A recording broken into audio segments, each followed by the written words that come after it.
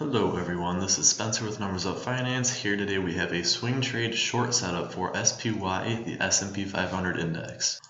So to start off, I will go over the 4 price zones, 3 of which are price targets and 1 is a stop loss.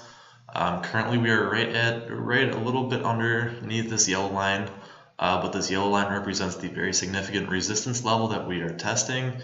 We've had 4, possibly even 5 very clean tests right off of that price zone, give or take a few pennies. We had the triple top a couple months ago, significant rejections at every point. Just a couple weeks ago we had a fourth very significant rejection that brought us down to this level, but we're back up here testing it again. And until broken, resistance is resistance. Perhaps you will break it, but that is why we have a stop loss set just above it. This is actually a fairly large buffer for the stop loss.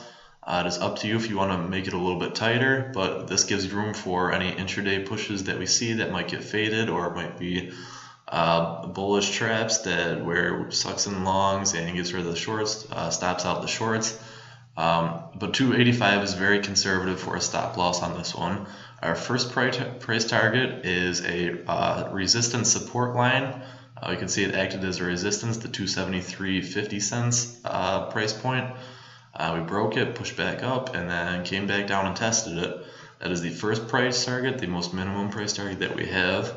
The second and more significant price level that we have for this short trade is 262.50, and you can see here, like we had a triple top here, we had a very similar triple bottom. And just a couple weeks ago, about a month ago, we came back up, pushed through it, and then we had a consolidation zone right there. Very significant price level to look at for the long-term perspective, but that'll be for another video if this trade plays out.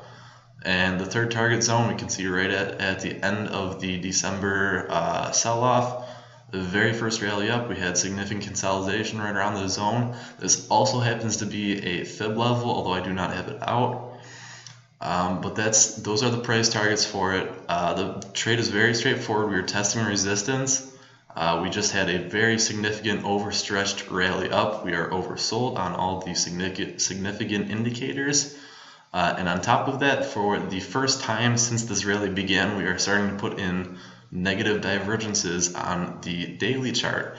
We've had them on the hourly chart, and when those have popped, we've seen small pullbacks, nothing significant. We have seen considerable consolidation once those hourlies have popped, but we've only really had one swing tradable pullback that we've had.